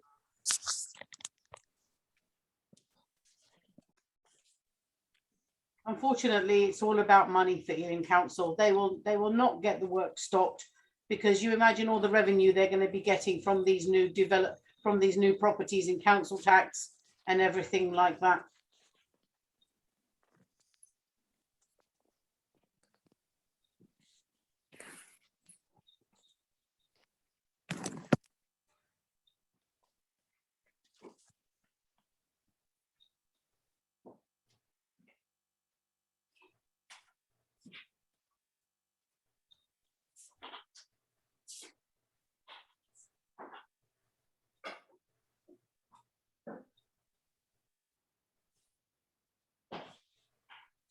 Sufiyan, it's your turn now. All right. Hi. Yeah. No. So basically, sorry. I've just joined. So, yeah. What is Angela Fonzo? She's had internet troubles.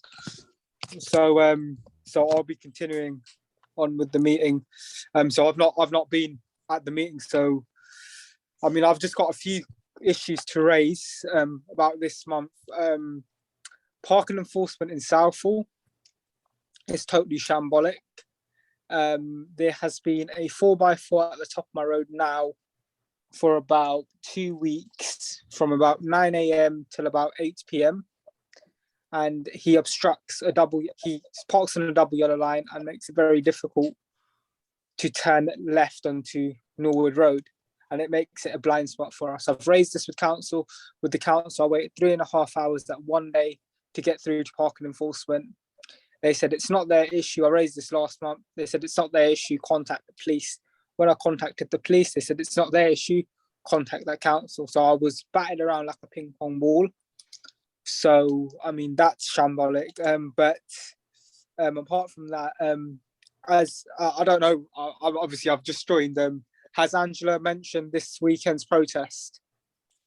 Yes. Yes. Yeah, so that's been mentioned. What else do I need to mention? Yes, about Ealing Independence, the youth movement also, which I want to talk about. Is Leslie Bunder on the call? Yep, I'm here, Sufiyan, and great to have you with us tonight. Yeah. As others have just heard, Sufiyan is not just standing for Ealing Independence, he's also helping us set up a whole youth division. Yeah. So I met with Leslie yesterday or the day before. I can't even remember, the days merged into one for me. Yeah. But we met earlier this week.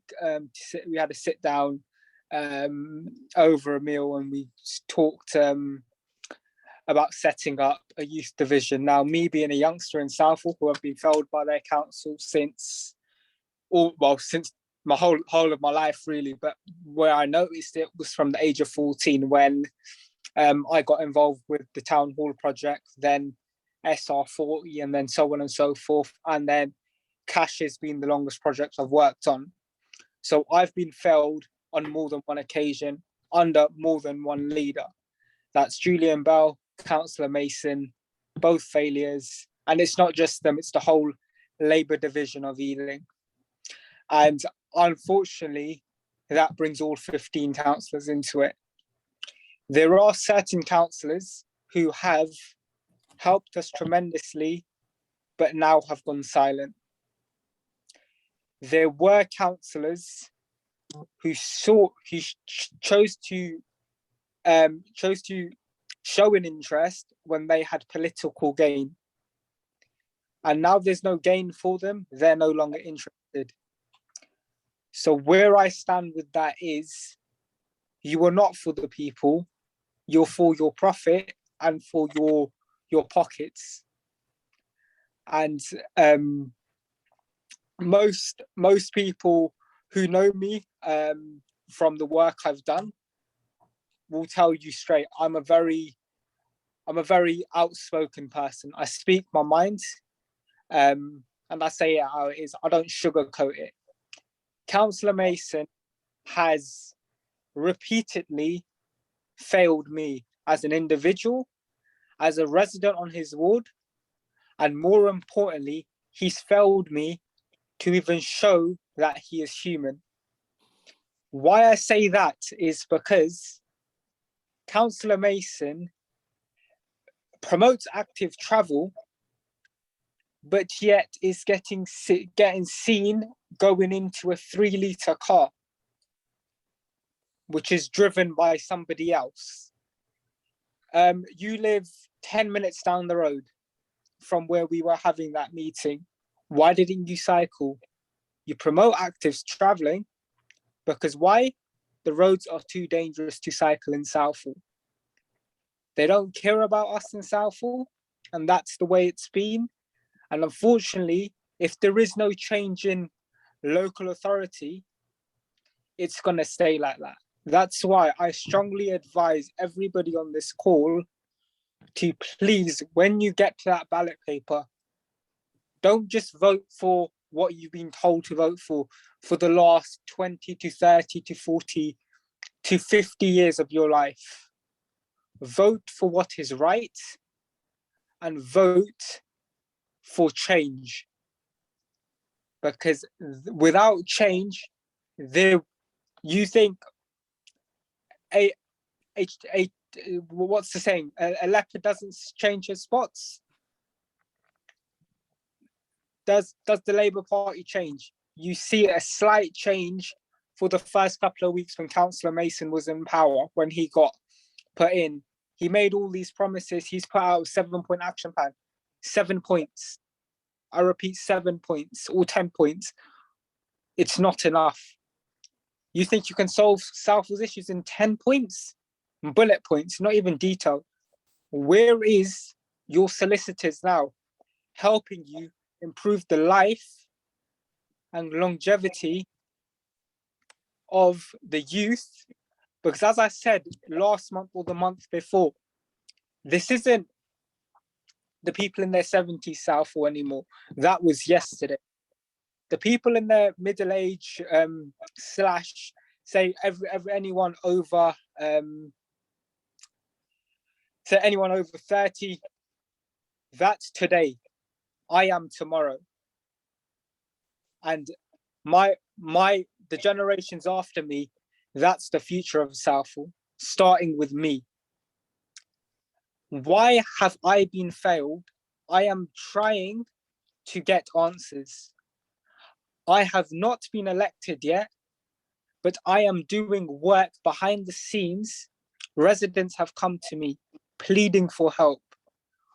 Why isn't my bins being collected? Why is my parking £300 and something a year to park on my own street? Why are people parking on on dropped curbs, blocking disabled access? What are the Labour Party doing? What are parking enforcement doing? Absolutely nothing. That's what they're doing. They might be doing a bit of work in Ealing, in W5, W7, W13, and W3.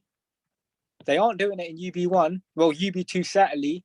And there have been numerous reports of youngsters, mainly youngsters carrying, I'm talking about several points here, but I hope everyone is keeping up, knives. This is another thing. We've had a fatality yesterday. I don't know if everyone's caught up on the news. There was a 17-year-old boy stabbed to death on Raleigh Road last night. 17 or 18. He was stabbed to death by another youngster for his pouch bag. What are the police doing? They didn't catch the guy. Me personally, I've been a victim of knife crime. What did the police do when they arrived on scene for me? Oh, we can't find him. You arrived on scene 23 minutes after I made the 999 call. When you got to scene, there were six cars where I was. They needed one vehicle to be where I was. They should have sent a search party out to look for these two idiots who had the knife. I was held at knife point, robbed for everything I had on me. The police have still not caught them.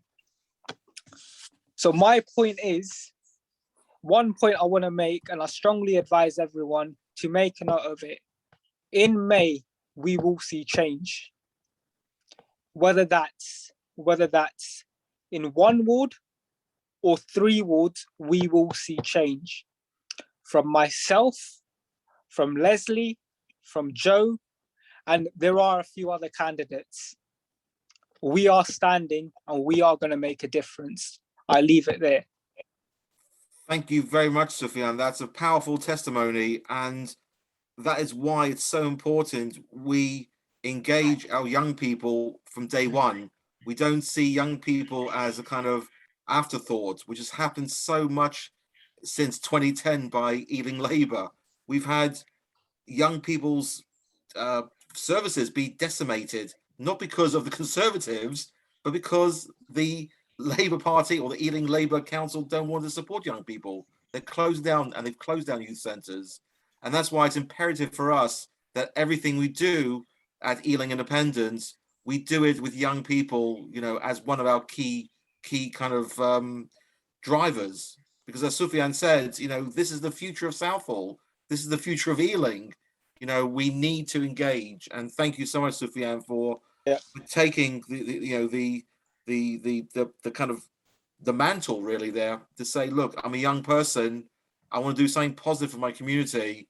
I want to engage with my community, and I want to challenge what's been happening to my community, not just for the last 10 years, but over the last 30, 40, 50 years. There's so much that's happened here in Southall that, it's been terrible. I mean, something else I just want to mention was last month or earlier this month, there was a report by the local My London reporter about the busing of people in the community, outside of the community, to schools during the 60s and 70s, which is horrendous. Lots of children of Indian and Pakistani descent were actually sent away from schools in Southall to schools in other parts of Ealing, and had some serious racism caused to them. And as we discovered, and we looked more into this, at the height of the busing of these children, it was under a Labour administration of Ealing. And yet today, we don't have, and we've challenged Ealing Council of this, we've challenged them to say, look, you should apologise now for this. An apology may not do anything, but an apology shows some respect that what you did as a council was wrong to these young people, many of whom are still traumatized by it. So yes, young people, are the center of what we're doing here. Young people who traditionally don't have a voice, just like, for example, people who are disabled in Southall and disabled across Ealing who don't have a voice, and the senior citizens of our communities who don't have a voice because they're told to be quiet, say nothing. And what we're about really at Ealing Independence is giving everyone in the community a real, strong, good voice. And if you know anybody who would like to stand for us, by all means, please reach out to us. You can visit our website at ealingindependence.com. You can send a message to us, to myself, Leslie, or Joe, or Sufiyan, but please, or Angela, but please, if you really want to see a change in Southall, now is the time. There's a huge momentum of support we're finding from all across the spectrum, from people who are considered to be, traditionally Labour people or Conservative people, Lib Dems, who've had enough of their local parties and want to make a change. So, as I say to anybody, if you've had a bad experience from your council, don't keep on writing them letters anymore. Join us. We'll help you. Stand with us. Stand as a potential councillor, and you can actually challenge Ealing Labour and the Ealing Labour Council during hustings that will be taking place over the coming months in the run-up to the election. So this is a way to empower yourself. We're giving you empowerment, and we really want you to be part of that. And I mean, like myself, being a youngster, just another point is, yes, people might be wary that, oh, he's only 20. What does he know about politics? Okay, fair enough. Fair argument. What I know about politics is it's not in Southall at the moment. There is no democracy in Southall, and I can say that. That is a very strong point I said, but there is not. Southall is run by one or two individuals. They run Southall. You may think there is democracy at the moment. There isn't, unfortunately. Now, me being a youngster, when I'm on that ballot paper, hopefully, if I get on the ballot paper, that is, I will say that, okay, I will write a letter of resignation before I'm even elected, and I'll put that in the public domain to say, if I fail you in any way, shape or form, I will resign. And there is my letter in the public domain already to show that I am actually for the people and not for taking backhanders like certain councillors have done or are doing, which we don't know about. So I'll leave it there. Can I just add something else, yeah? About yourself, yeah? You basically got your eyes, which are working, your ears, which are listening, and your brain, which is fully functional, yeah? As opposed to the other 15 councillors. The second thing is, you actually want to do something. Our current councillors don't want to do anything. They just want to sit on their seats, keep it warm, yeah? So that's the second difference. You want to do something, you want to try and achieve something, which is good, which is what we need.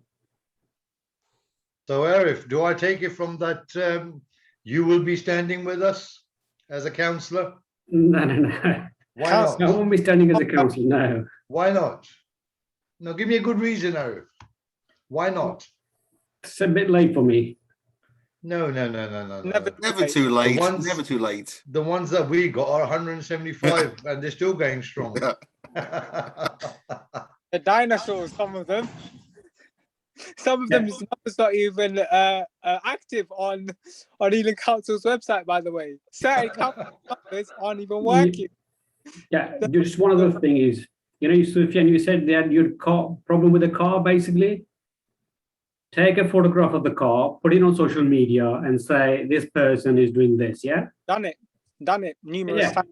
Name and shame the person, put in Ealing parking services in it, put in Ealing Council or the MP or whatever, right? And so this is happening. Why is it happening?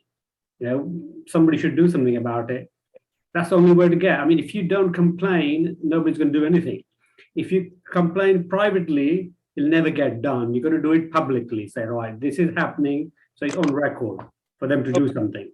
This guy, he's going on record very soon. I've spoken. Don't worry, we'll make a film there. Don't worry, Norwood Road. I know where it is. We'll make a little film there. Don't worry about that.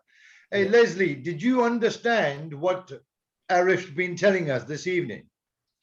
Mr. Sharma is actually going around and saying that if you're a member of the Labour Party, I'll help you.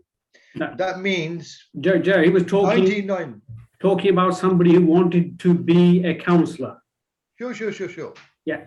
So if you want to be a councillor, Labour councillor. Yeah. If you want to be a councillor, you got to be in the Labour Party.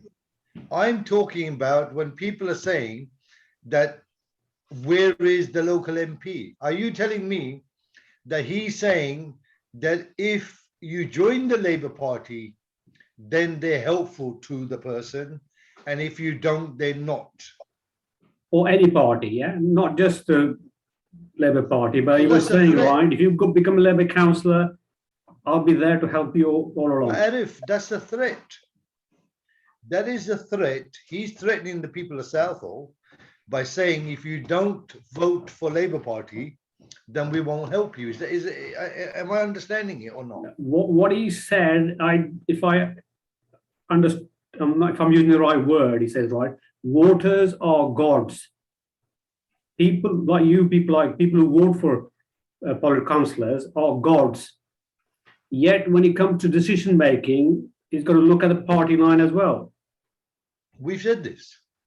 We said this on the radio. Mr. Sharma said, yeah. So on one hand, you say people are gods, and then again, you can look at the party line before you decide what to do. There's a thing called a party whip. If they don't listen, even in Parliament, there's a party whip from every party.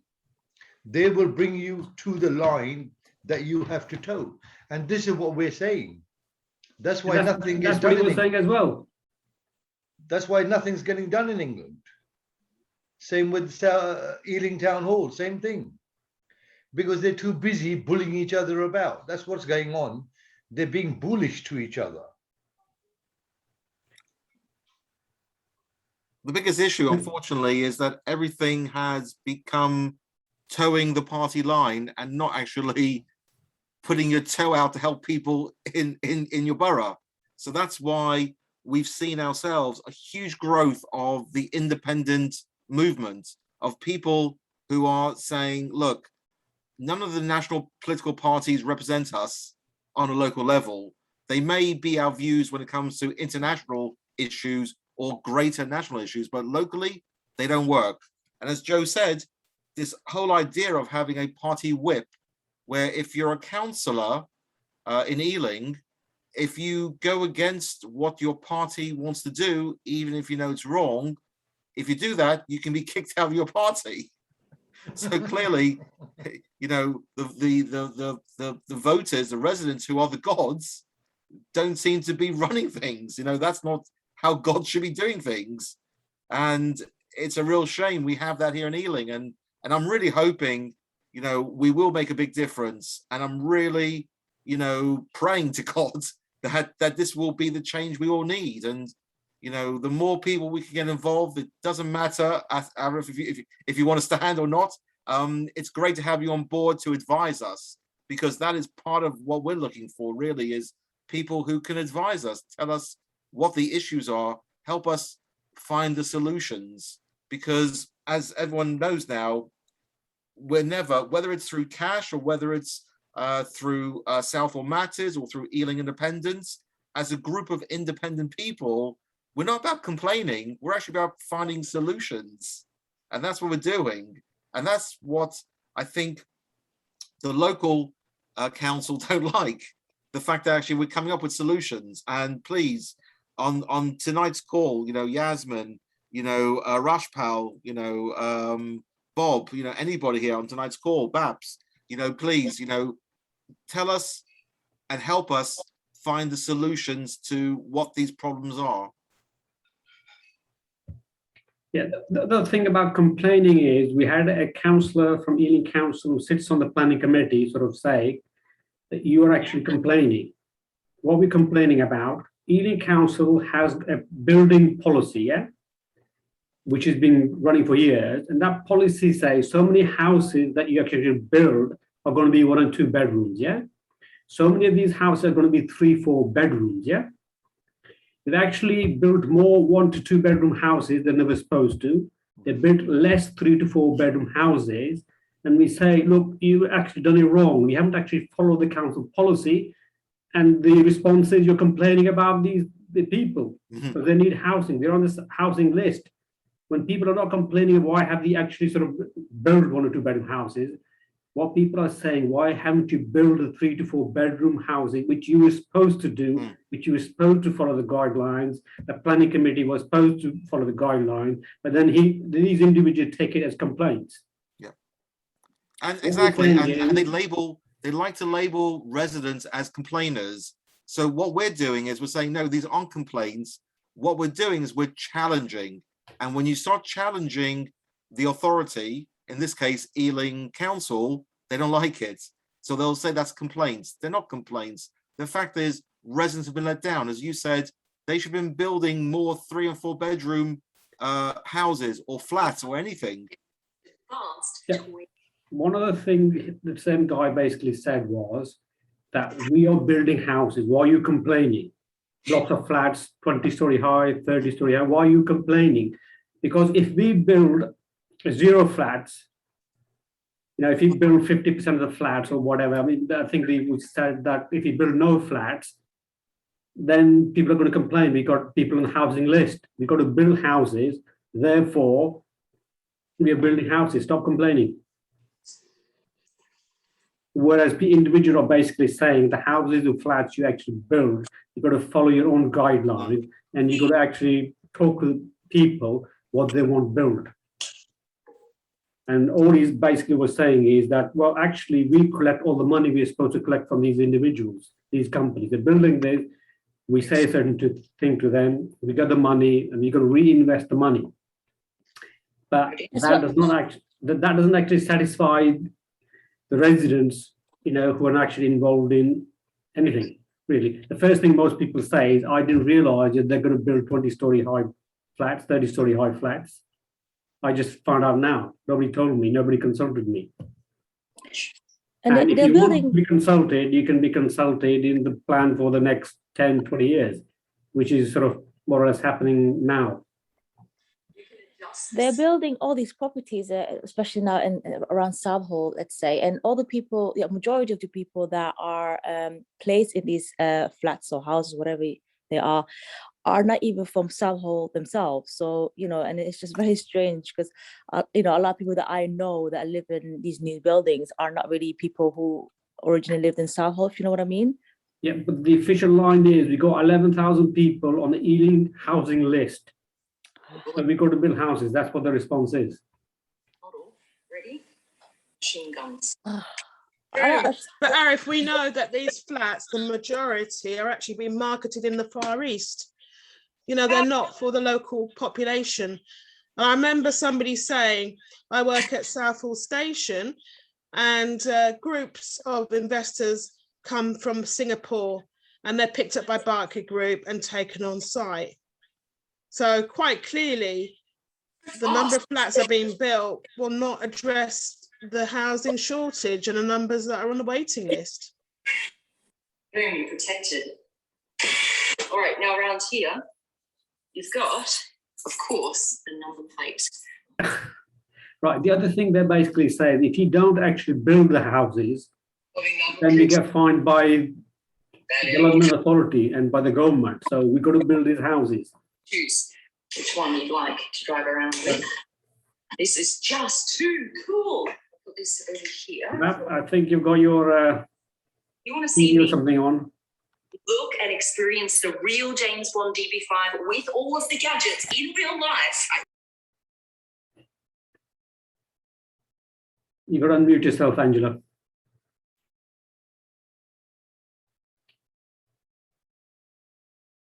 Angela, you've got to unmute yourself. But everybody's muted. So where's the noise coming from? It was Bab. It was Babs. Yeah. Okay, Angela, go ahead. All right. Sorry, I didn't know who it was. I thought it might be me, but no. Okay. Yeah, I'm conscious of the time. It's now 9:01. Are there any further contributions for tonight? How do they used to say it, the two Ronnies? It's good night from me and it's good night from her. Yep.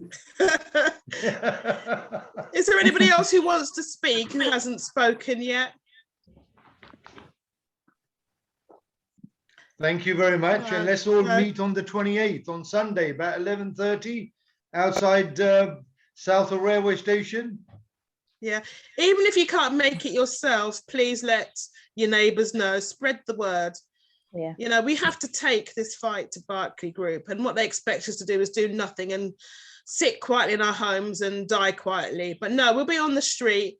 It's going to be busy. There's lots of people walking along South Road. So we're doing as much as we can to raise awareness and make people realise that the air pollution they cannot see is an invisible killer, and it's a serious threat to our community. So thank you everybody for coming to the meeting. Just one question. Did you pass this information on to the Southall Community Alliance so they can forward it to their members? I haven't done. Yeah, send them an email to forward to your members, get them involved, so see if that works or not. To get more people to I will do. I will do. Yeah, you know, we are doing our best to hold Ealing Council accountable, and people need to realise that the council are doing nothing to protect the health of very vulnerable members of our community. In fact, the entire community is being Angela, failed. Desi Radio, send them a message. Desi Radio, they're a charity. Yeah, radio I think I did do. Yeah. Oh, you done that? Have you? Well done. I've tried as much as possible, juggling, you know, the day job, but raising as much awareness as I can. And fingers crossed, you know, we get some media coverage as well. Lovely. Okay, but I think it's appropriate just to thank everybody for attending the meeting tonight. Appreciate that everybody was very calm and respectful. We all listened to one another and made very positive contributions. This recording will be shared on YouTube. It will also be shared directly with our councillors. And we know in particular that Councillor Chohan will follow up on the points made about illegal parking. And we meet again in December. I can't remember the date off the top of my head, but that will be circulated on social media. So once again, thank you for coming. Thank you to Joe for chairing. Thank you, Leslie, for your contributions about Ealing independence. And see you next month. Thank you very much. Okay. Good night, everybody. Thank you, Good Angela. night. Thank you, Thank everybody. you. Thank you very much. Bye-bye. Bye-bye. Good night. Good night.